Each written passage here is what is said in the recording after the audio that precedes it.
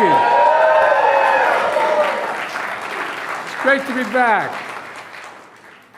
You know, press has heard me say this, the ones that follow me, that my dad had an expression: if you have a seat, take one. If you don't, I understand, come up with me.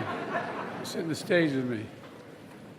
My dad used to have an expression. He said, Joey, a job, I mean this sincerely, is about a lot more than a paycheck. It's about your dignity. It's about respect. It's about being able to look your kid in the eye and say, honey, it's going to be okay. That's what we're all about. That's what we all want to do. And Rashawn, thank you for that introduction, and thank you for doing what my dad always worried about, whether we'd be able to have those jobs with a little bit of dignity. And I want to thank my colleague, Governor Evers. Where you go? One of the best governors in the country. And she's sitting next to Congress. He's sitting next to Congresswoman Moore. Stand up, Congresswoman.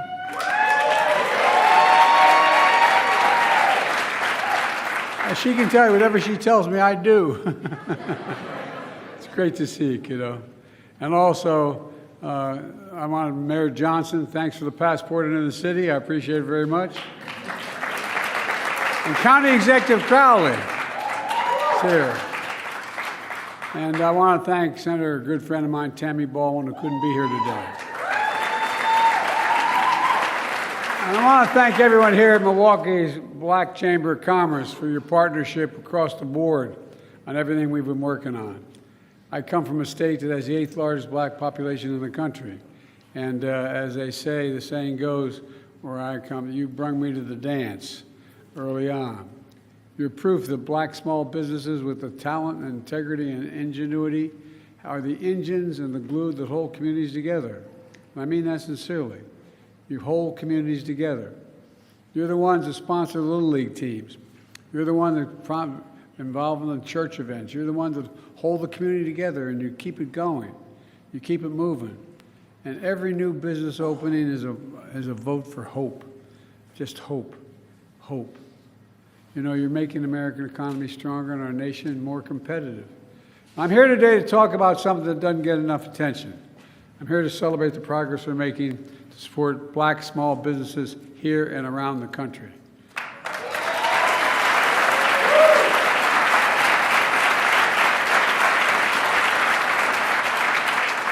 When black small businesses grow, everything benefits. The community benefits. Everyone benefits. Not a joke. And it gives hope and prospects for people. Since Kamala and I entered office, America has filed a record number in less than 3 years, 15 million new applications to start new business. 15 million. It's led to the fastest growth in black business ownership in over 30 years. Across the country, wages for workers are up. Black wealth is up a record 60% since the pandemic. So many of you, look, and by the way, I mean this sincerely from the bottom of my heart, we're just getting started. We're just getting started. So many of you had the vision and took the risk to open businesses, and you bet on yourself. Together, we're transforming the economy by investing in all of America and all Americans. When I ran, if I was elected, I'd represent everyone, blue, red, no matter what color the state was, wherever it was. We'd recommend, because think about it. Think of all the businesses that you know about throughout the Midwest and back my way as well that closed down because you had corporations deciding they'd get cheaper labor across the sea. You could move somewhere else. So they sent the jobs overseas and brought the product back home. And we changed that supply chain. We're having the jobs here and sending product overseas.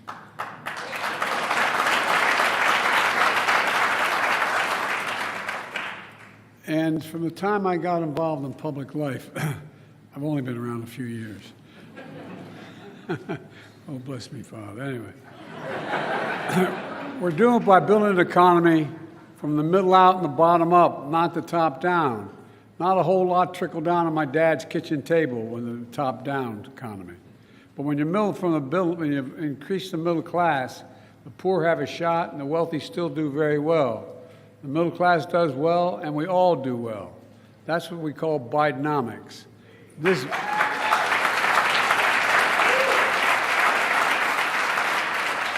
And by the way, so far, we've created 14 million new jobs, more jobs in 3 years than any president's created in 4 years in history. This is a fundamental break from trickle-down economics. Economics that supercharged was supercharged by my predecessor, the guy who thinks we're polluting the blood of Americans these days. He cut taxes for the wealthy and big corporations, shipped good-paying jobs overseas, shrank public investment in infrastructure and education. We used to have the #1 infrastructure in the world. Now we're number 16 or 17. We're changing that. We hollowed out communities, leaving too many Americans behind. It's a cycle folks on 30th Street Carter here in Milwaukee know well. It's an area where it became the backbone of Milwaukee's industrial might. 10,000 black people migrated, tens of thousands migrated from the South to the middle of the country, to Milwaukee, for good-paying manufacturing jobs. Then decades of discrimination and trickle-down economics left communities like this one behind. But today, we're making sure Milwaukee is coming back, and all of Milwaukee coming back. Mark my words. In Milwaukee, business applications are up 70% compared before the pandemic.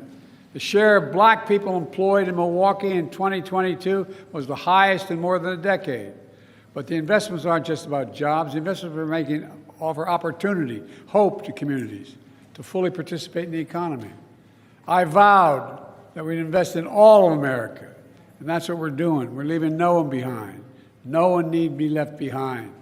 Let me give you a clear example.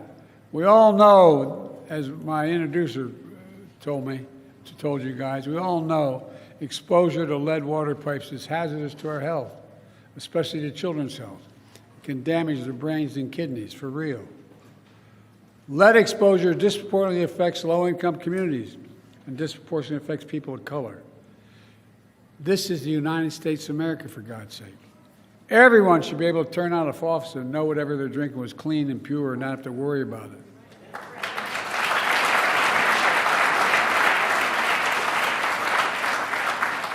Through the historic bipartisan infrastructure law, my administration is investing $15 billion to replace every lead pipe in every community in this country. And our goal is to do that. I want to thank Kamala. I want to thank Kamala for leading this effort. But you know, your United States Senator Ron Johnson voted against this law. Well, I tell you what, with your help, the great governor and congresswoman in the state, they already received $130 million to do this work so far.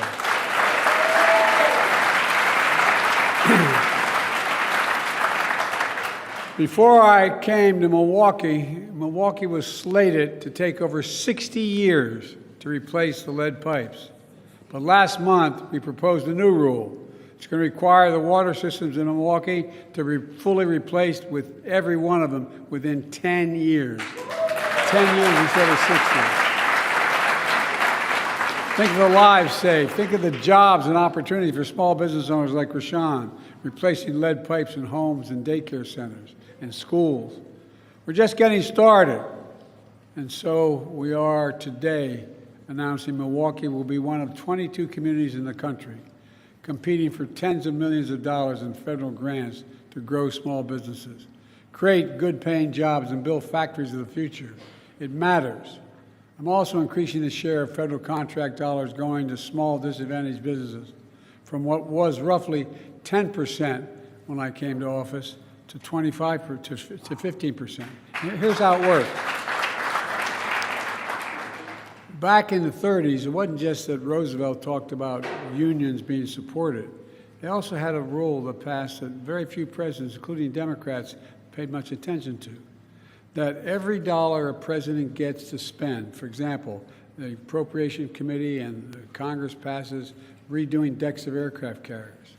The president gets to pick who does that job. Who does that job? All those federal programs. Well, guess what? The vast majority are supposed to be all American and supposed to be all American products. And guess what? Hardly anybody paid attention. But I'm paying attention. It's got We're investing in America and American workers. In 2022 alone, we awarded nearly $70 billion to small disadvantaged businesses because of that law. Through the American Rescue Plan, another law that your distinguished senator voted against, we invested nearly $80 million in Wisconsin for the state Small Business Credit Initiative, helping countless small businesses grow. Through the Small Business Administration, we've delivered $50 billion in capital this past year to small businesses across the country, doubling the number and the value of black-owned small businesses since 2020.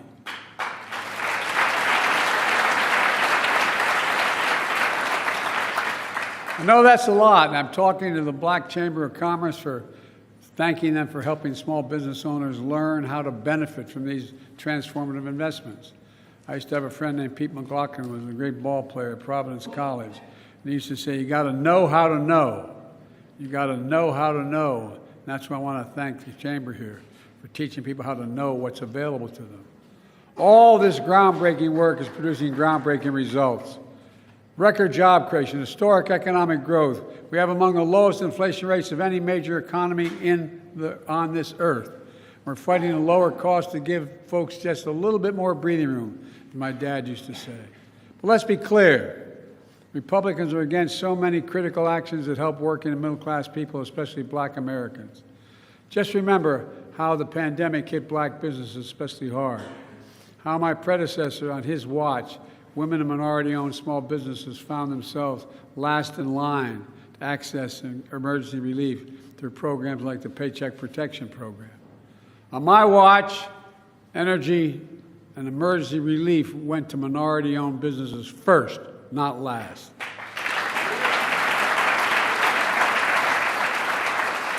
We also, when I came to office, we cut black child poverty in half because of the child tax credit. As I tried to extend it, every single Republican in Congress voted against continuing the program. But I'm not giving up till we get it back. And by the way, all the data shows it saves the economy money. The spending on child poverty saves money in health care, education, a whole range of things. This is not down the drain. It generates growth. We drafted and I signed a law that will lower prescription drug costs significantly for all Americans. You know, I was at a town meeting in Northern Virginia, and I was holding a meeting. This is 2 years ago. I've been fighting Big Pharma for a long time. You know, if you go to wherever your provider of any drug you have to take, any prescription drug, and you decide you're going to buy it here in Milwaukee, or you're going to go buy it in Toronto, Canada, or Paris, France, or Budapest, guess what?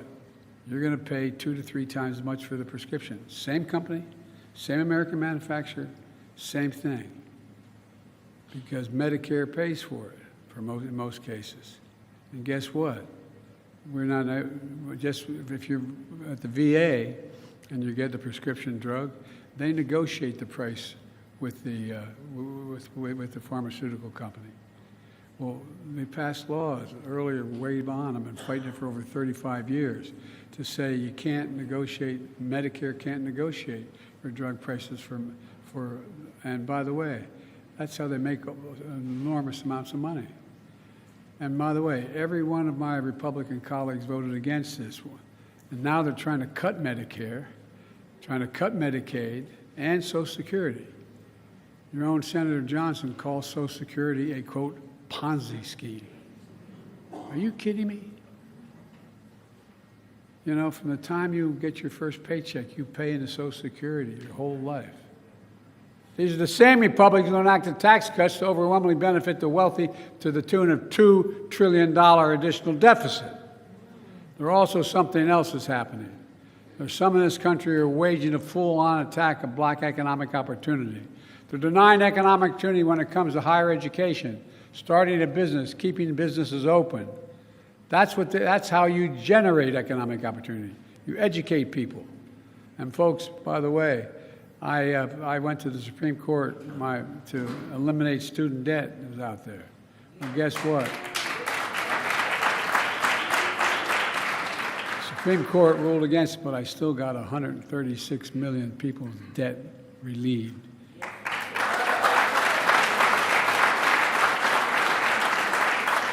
Because guess what? The interest they're paying on that debt is something that prevents them from buying a home, starting a business, all those things.